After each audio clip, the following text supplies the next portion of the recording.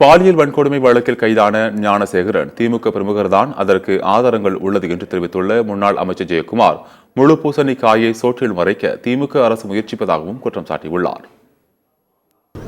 ஆளுங்கட்சியினுடைய ஆசீர்வாதம் இருக்கிற காரணத்தினால அந்த ஆசீர்வாதம் செஞ்சவங்களாம் யாராருன்னு பாருங்க.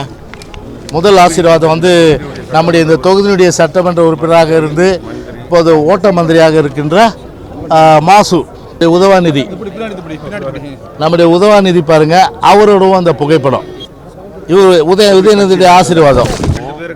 அந்த வட்டத்திலையும் பார்த்தீங்கன்னா வட்டச்செயலர் கோட்டர் சண்முகம் அறிக்கை கொடுத்து அந்த அறிக்கையிலேயே அவருடைய பேர் வந்திருக்கு. அப்புறம் பிட் நோட்டீஸில் இருக்குது. தொடர்ச்சி அவர் குற்றவாளின்னு இருக்குது. ஒரு பெண்களை பாதுகாக்காத ஒரு வன்கொடுமைக்கு பாலியல் வன்கொடுமைக்கு உடந்தையாக போகின்ற ஒரு சூழ்நிலை இன்றைக்கு தமிழ்நாட்டு மக்கள் இன்றைக்கு ஒரு பெரிய அளவுக்கு இந்த ஆட்சி இன்றைக்கு காரி உமிழ்கின்ற ஒரு நிலை தான் இன்றைக்கு இருந்து கொண்டிருக்கு.